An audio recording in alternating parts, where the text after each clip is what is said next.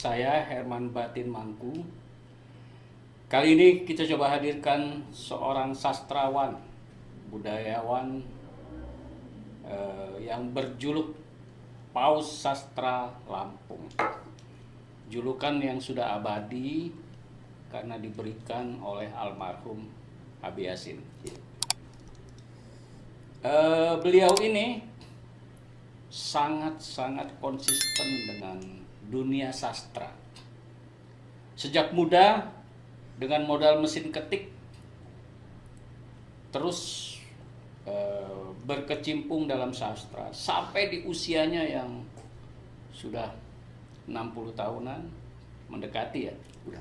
Udah lebih masih konsisten dengan dunia sastra. Termasuk dalam kondisi Covid, dia tetap berkreativitas yang luar biasa, bahkan makin kreatif dengan keterbatasan panggung di offline, malahan merajalela di online. Isbedi Setiawan, saya manggilnya Bang Is, dan dia tetap konsisten dengan jaketnya, dengan rambut gondrongnya, dengan jenggot dan kumis ala kadarnya. Cuma sekarang ditambah batu cincin yang besar-besar. Apa kabar Bang Is? Kabar baik, Herman Batin. Bang Is, Ya. sekarang ini kan lagi musim pilkada. Di mana posisi Bang Is di dalam kericuhan, keramaian, dan kesibukan pilkada ini? Seorang sastrawan tuh gimana? Seorang sastrawan atau seniman selalu memilih di jalur tepi. Artinya dia memang berjalan di jalan sunyi. Artinya dia selalu tidak akan pernah ada dalam pengertian berpihak kepada satu. Artinya secara ini. Kalaupun berpihak mungkin nuraninya. Nah, itu. Nah, artinya dia selalu di jalan, apabila kita berada di tepi ini, kita bisa melihat dengan asiknya Mereka yang ada di yang arena. dalam arena Arena, itu. ya. Nah, itu. Nah, seorang seniman harusnya begitu. Dia tidak boleh masuk ke dalam sana, dalam ranah politik itu. Sama jurnalis ya. Jurnalis harus juga begitu, independensinya terus muncul begitu. Begitu juga sastrawan ya. Iya, paling tidaknya dia orang-orang sama yang bergerak pada independensi tadi. Jurnalis, seniman, ya harus begitu bergeraknya gitu. Jadi dia berada di tepian. Tepian, Bahasa- ibarat sebuah meja, dia tepian atau sebuah arena di tepian. Nah, mereka di dalam biasanya. Nah, menurut Bang Is, gimana budaya saat ini di mata pemerintah? Pemerintah. Secara umum. Secara umum pemerintah masih kurang sekali ya tentang kebudayaan. Pemerintah lebih kepada mungkin secara matematis ya. Jadi bahwasanya penghargaan seseorang itu ditujukan dari plakat atau apa begitu. Sehingga olahraga ya lebih besar artinya kan. Banyak artifisial ya. Ya artifisial. Sementara seniman apa yang mau ditunjukkan gitu kan dalam pengertian piagam. Ya dianggap enggak ini seni cuma hanya sampiran, hanya hiburan. Ya kita jadi di halaman-halaman media massa juga seni budaya itu masuk dalam rubriknya hiburan begitu kan istilahnya kan. Dari sana saja sudah kelihatan sebetulnya. Padahal sastra bukan sekedar hiburan ya. Sastra bukan sekedar hiburan, tapi dia langsung ke hati nurani, kejiwaan. Ya. Sebetulnya kalau pemerintah sadar ya dalam pengertian itu, hutang budaya sebetulnya kepada seniman itu sangat besar. Pemerintah berhutang besar. Besar. Kita melihat 28 Oktober tahun 28, Sumpah Pemuda itu siapa konseptornya? Itu seorang seniman penyair Muhammad Yamin. Dan itu puisi kalau menurut Sutarji Kasumbari puisi yang sangat kapital, tapi puisi besar. Bayangkan saat itu Indonesia masih futuristik, artinya Indonesia masih in absentia. Belum ada Indonesia loh tahun 28. Belum ada Indonesia. Belum ada negara Indonesia belum ada, bangsa Indonesia belum ada, bahasa Indonesia juga belum ada. Tahun 28, 17 tahun kemudian kan baru Indonesia merdeka, tahun 45. Jadi sastrawan ya. Ya sastrawan konseptornya. Artinya puisi Sumpah Pemuda ini, artinya puisi politik lah gitu ya. Itu sastra ya. Sastra. Futuristik, artinya Bertanah memiliki air. daya nalar yang jauh sekali begitu. Kami putra-putri Indonesia bersumpah tanah air Indonesia, berbangsa satu bangsa Indonesia, berbahasa satu bahasa Indonesia. Seorang sastrawan. Konseptornya Muhammad Yamin, seorang penyair sastrawan gitu kan. Itu satu. Belum lagi kita lihat puisi-puisi Hairil Anwar, menjaga Bung Karno, menjaga Bung Hatta, menjaga Bung Sarir. Artinya perjuangan seorang penyair seniman itu sangat besar kepada pemimpin. Nah inilah kita lihat ini. Kemudian satu lagi, lagu Indonesia Raya. Ini jarang dikuliti oleh orang. Kita cuma nyanyi aja dalam upacara Indonesia Raya sebelum gitu kan ya. Padahal itu bangunlah jiwanya, bangunlah itu badannya. Kata-kata sastra. Sastra, jiwanya dulu dibangun bukan badan. Tapi pemerintah kan cenderung badan dulu, artifisial, pembangunan kota segala Yang macam. sekarang ya. Ya sekarang dari Semua. dari zaman Soeharto sampai sekarang. Termasuk di Lampung. Sangat di Lampung. Kemudian Provinsi, kabupaten, kota sama semua. aja. Sama aja. Sama aja. Jadi masih badannya melulu ya. Beladannya dulu, Belum baru jiwa. badan baru jiwanya. Entah sampai kapan akhirnya. Padahal jiwa itu kan spiritual, itu yang ada di jiwa sebetulnya. Gitu. Nah, ini saya melihat bahkan sampai kepada calon kada sekarang, nggak ada tuh satupun calon kada yang Dari menyentuh. 8 pasang Seluruh dia di Lampung ini belum saya dengar Ya. yang katanya kayak bangun seni budaya gini, tapi bangun kesejahteraan, kemudian bangunan kota. Artinya kan artifisial aja, fisiknya gitu kan. Padahal ketika Tapi gimana orang mau berkarya kalau nggak sejahtera? Nah, betul. Juga ya seniman juga kalau sudah terlalu sejahtera juga nggak bisa berkarya juga kan.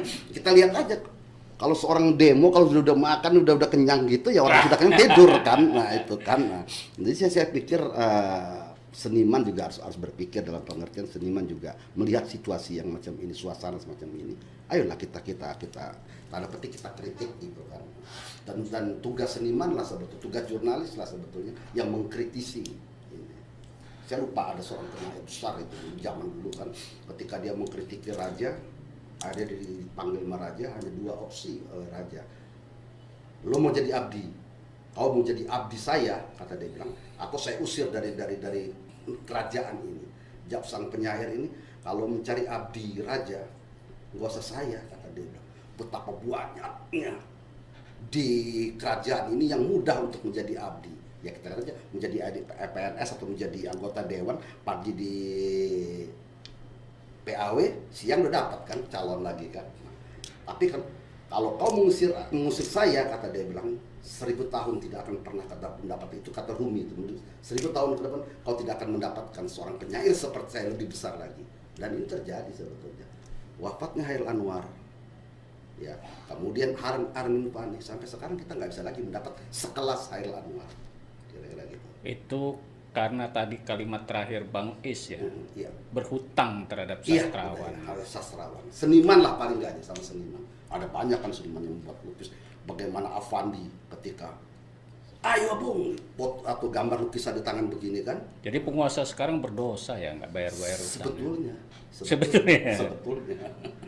Dosa besar terhadap sastrawan. Iya, karena punya berutang besar kepada. Ada banyak sebetulnya negara-negara itu yang bisa jadi itu terbangun atau apa itu dari peran seniman, peran sastrawan.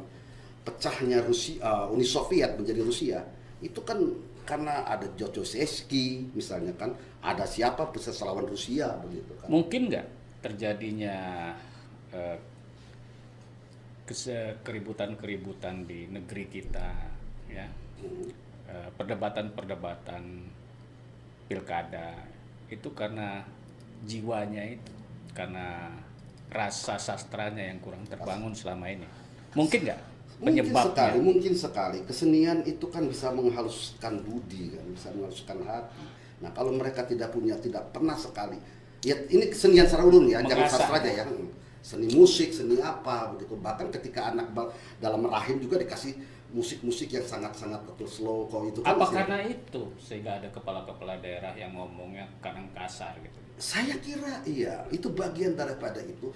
Nah, satu sisi itu adalah memang tabiat dia yang begitu, kedua adalah bentukan dari tradisi yang ada, sehingga membentuk diri dia berbuat emosi gitu kan. Ya sisi yang lain saya kira situasi dan kondisi pada saat itu mungkin dia capek atau apa. Nah itu kan sebenarnya tidak terjadi kalau semuanya punya jiwa sastra ya. Iya, setidaknya begitu. Jika Ada penghalusan. Nah, saya kira bisa ada penghalusan bahasa lah, ada penghalusan bahasa. Sehingga kan kalau dalam sastra atau dalam seni kan untuk mengatakan bajingan ada diksi yang lain gitu kan, ada diksi yang lain yang sebetulnya padangan sama dengan bajingan kira-kira begitu kan. Nah, kira-kira itu. Jadi semua visi dan misi pasangan kepala daerah 8 kabupaten kota Iya. nggak ada yang bernuansa budaya. Saya melihat tidak Sastra ada. Saya budaya. dengar dari baca-baca saya lihat tidak ada dari dia lebih banyak kepada saya melanjutkan. Seperti lagi, saya akan membangun begini. Bangunan yang lama karena rusak karena dianggap tidak begini. Saya akan membuat baru. Misalnya flyover karena begini. Saya akan bikin baru begitu kan. Jadi Bangun jiwanya nggak ada. nggak ada, jiwanya nggak ada. Belum ada. saya. Menurut Bang Is, seperti apa cara membangun jiwa? Spiritual, seperti kesenian dihidupkan. Kesenian dihidupkan, kemudian kultur-kultur keagamaan, lokalitas itu dihidupkan. Gitu kan. Saya nggak usah kita ada contoh yang sangat menarik ya ketika saya 1 bulan di Belanda terutama menetap di Leiden. Itu bangunan gedung-gedung semua tuh dibikin puisi tat gitu. Dan alhamdulillah Puisi 3 sastrawan Indonesia termasuk Khair Anwar, kemudian Lagaligo, satu lagi ada itu orang Jawa. Di dinding ya, di dinding ditulis puisinya ya. Artinya orang bisa lihat, oh iya begitu kan. Mm-mm. Nah sekarang kita lihat sekarang di flyover memang seni, tapi ada bahasa artinya kan orang yang lihat pandangan Sastranya mata ya. sastranya ada banyak. Jadi ini masih rupa ya. Iya, ini Kayak serupanya. yang- Serupa boleh lah, arti seni juga. Tapi itu kan Tapi hanya sastra. hanya menghaluskan mata. Jadi puisinya nggak ada ya? Iya, nggak ada puisinya. Mesti masukin lah sedikit dari itu. Jadi selain istilahnya orang refreshing kepada mata, refreshing juga kepada Jiwa. Itu kan. Kan sudah ada Dewan Kesenian Lampung yang disupport pemerintah, baik di kota maupun di provinsi. Kok nyalahin lagi nih? Belum peduli. Nah, inilah saya melihat selama ini ya Dewan Kesenian kurang apa itu. Mungkin ada kerjaan ada yang mereka lakukan, tapi saya pikir masih sangat kurang karena memang bagaimanapun juga saya selalu mengatakan ya Dewan Kesenian Lampung itu tanda petik kan LSM plat merah begitu kan nantinya kan. Harus ada. Tetapi kalau mereka benar-benar orang-orang yang dalam pengertian yang punya kepedulian terhadap kesenian dalam pengertian mereka juga seniman, mereka bangun semua ini. Sudah dibangun tuh sama pemerintah gedungnya. Maksudnya betul, dana sudah ada ya, dana sudah ada, betul Iya. ya, dana sudah ada, Udah ada gedung sudah ada, ruang iya. sastranya. Tapi ada nggak mereka mencari? Oh siapa nih? Kan seharusnya Dewan Kesenian itu di Indonesia yang diinin oleh Rudini pada tahun 93 dengan SK dia nomor 5A tahun 93 kan istilahnya kan. Itu kan Dewan Kesenian Lampung itu adalah katalisator, dinamisator, ya satu lagi orangnya aku nggak lupa gitu kan. Arti 3. Artinya Dewan Kesenian Lampung karena dia berada di atas, dia lihat siapa sih yang kira-kira bakal tenggelam ini, angkat dong senimannya. Nih, Anda nih berkarya tapi Anda tidak bisa bergerak begitu. Nih ada gedung pertunjukan sini. Aku bayar honor misalnya begitu. Harusnya begitu. Itu sebabnya saya sangat peduli dan hormat teman-teman di Riau yang tanda petik mungkin mereka awalnya tidak percaya dengan namanya Dewan Kesenian itu. Mereka bikin namanya ASRI, Asosiasi Seniman Riau pada saat pandemi ini. Gila cara-cara mendukung mereka pada seniman. Setiap hari itu gantian ngebantu seniman yang terkena antusias ya. Antusiasnya.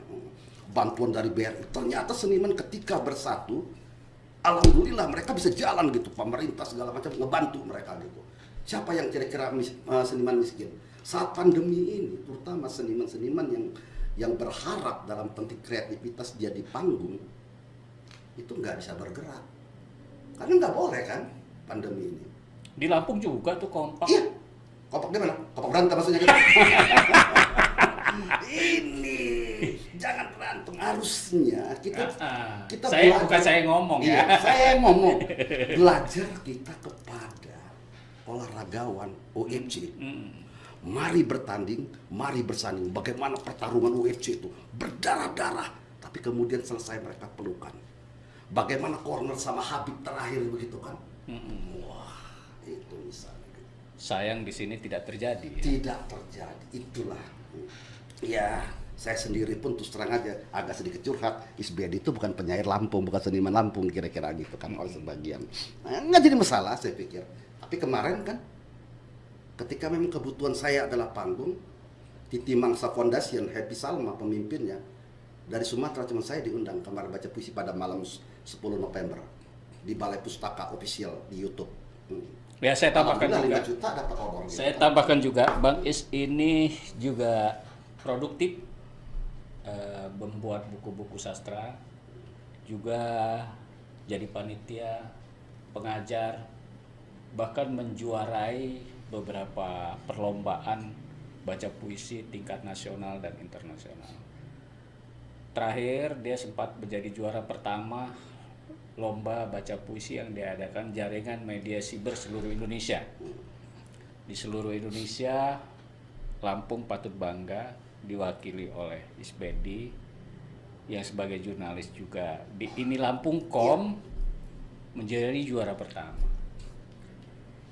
Gimana Bang Is cara merawat jiwa bisa seperti itu terus konsisten dengan sastra? Ya pertama sekali saya kira disiplin ya. Kedua, Karena kan dari segi finansial ya oh iya. Nggak usah kita bicarakan. paham lah Iya, soal paham, ya. dunia ini, sastra. Dunia seni adalah dunia sunyi, dunia seni adalah dunia prihatin. Itu kata menurut orang, iya betul. Tapi kalau sekedar untuk yang terpenting adalah saya bisa makan hari ini dan bisa makan besok, cukuplah seniman gitu. Banyak saya khawatir juga kalau seniman terlalu kaya juga nggak bisa berkarya lagi, kira-kira gitu. Nah, Tapi apakah seniman harus miskin? tidak harus. Itu hanya harusnya Miskin baru produktif. Iya, di zaman Hairil, di zaman Nasar, di mana Nasar seorang pelukis yang harusnya mati dalam kamar sewaannya karena TBC seorang pelukis. Pelukis ya. Iya, Nasar kan. Iya, saya Kemudian tahu. bagaimana seorang Hairil Anwar yang kemudian mati dalam keadaan keprihatinan itu. Mencuri. Jangan sampai mencuri atau apa, buku. mencuri buku begitu kan. Padahal kita tahu Hairil Anwar itu adalah keponakannya Sultan Syahrir. Itu. Bang Is, Ya. gimana nyiasati tetap produktif dalam masa pandemi? Bagi saya adalah kreativitas itu sangat penting. Kedua adalah bukan soal produktivitas tapi adalah soal ketekunan kita, soal disiplin kita gitu kan. Ketika ruang ini tertutup misalnya saya nggak bisa menulis karya puisi kirim ke media mas cetak yang sekarang media cetak nyaris lebih dari 50% itu meniadakan halaman budaya, halaman puisi. Jadi hilang malah ya. Hilang. Satu contoh, ada media di Lampung yang dulunya kita yang ngebangunkan, ada ruang itu, iya kan? Sekarang tetap ada ruang tapi tidak ada honor. Itu kan terpaksa hilang kan istilahnya kan. Padahal hidup seorang seniman ya dari honor kan. Nah, Dari itu hilang. karya. Iya, karya itu. Akhirnya hanya ada beberapa media online yang menyediakan honor itu. Lari sana dan sangat sedikit. Akhirnya saya lari kemana? Ya, saya lari ke YouTube, lari ke mana? Saya menerbitkan buku. Sekarang jadi YouTuber. Iya, YouTuber, Khusus alhamdulillah sastra. sudah Paus Sastra Lampung itu udah dapat iklan, alhamdulillah gitu kan. Alamatnya apa alamatnya? Alamatnya Paus Sastra Lampung itu aja. Ah. di YouTube kanal itu. Silakan simak YouTube Ya, di beliau. sini juga silakan juga RMOL. Kita berkolaborasi. Kolaborasi ya. Ya paling enggak ini sebuah kreativitas RMOL mungkin ada di media online itu kurang digarap dengan baik dalam pengertian kurang sempurna dengan penulisan lewat ini saya kira itu juga bagian daripada kreativitas gitu. Apa nih Bang Is pesan-pesan terhadap penguasa dan juga para seniman Iya. dari seorang paus sastra Lampung? Ya. Sekarang kan menjelang pilkada pada 9 Desember saya berharap siapapun yang jadi nanti pedulilah pada kesenian. Kalau di Kota Badar Lampung kita belum ada gedung pertunjukan di luar Dewan Kesenian dan Budaya Pertunjukan itu punya provinsi artinya kan Taman Budaya punya provinsi tapi punyanya Kota Bandar Lampung nggak ada kan itu perlu diindikan. Kemudian daerah-daerah lain Waikanan misalnya itu juga belum ada sama sekali gitu. Saya yakin terutama Jadi ada dibuat tempat lah gitu. iya, wadah. Bagi mereka. Disupport ya. Support, pesawaran. Saya kira seniman-seniman tradisional itu ada contoh yang menarik ketika Kemendikbud itu kemarin membantu dana para seniman yang terpapar COVID walaupun harga 1 juta, itu paling terbanyak adalah seniman tradisional. Yang paling terbanyak itu mendaftar dan lolos itu. Seniman termasuk yang terkena dampak Iya, luar dampak biasa COVID ya. itu. Oke, Oke. lumayan panjang nih Iya. Bang Is, hampir 20 menit. Iya. Semoga obrolan singkat ini bermanfaat bagi semua pihak. Amin. Yang terpenting juga bagi para calon-calon kepala daerah yang nanti akan menang dalam pilkada. Semoga pesan beliau dari seorang sastrawan senior ini didengar bahwa pembangunan itu nggak hanya fisik, Iya. nggak hanya badan, tapi juga jiwa. Terima kasih Bang Is. Lelaki. Iya. Lelaki yang kujumpai di suatu gedung kantor Amtemnar. Saat itu siang. Di luar tentu matahari menyengat, mengaruskan keringat. Di sini tak. Udara menyejukkan ruangan. Kami berdepan-depan secuil percakapan. Ia gegas keluar dari ruang kerjanya, melenggang. Di belakangnya seseorang menenteng tas hitam semacam koper dan turut gegas. Berapa tahun kemudian ia kujumpai lagi di kantor yang lain atau di jalan atau saat menuju jembatan layang. Aku khawatir ia akan terbang bersama mimpi-mimpinya sebagai layang-layang yang merindukan benangnya putus. Ia melayang-layang menuju laut atau terdampar di pucuk rimba. Tapi aku tak akan pernah habis. Ada orang menyelamatkan aku atau seseorang dari keluargaku akan meneruskan sebagai layang-layang, menerbangkan setiap mimpi untuk menemui tanah berumput emas. Aku khawatir kini kau tersangkut di pucuk rimba dan tak hafal jalan turun. 2020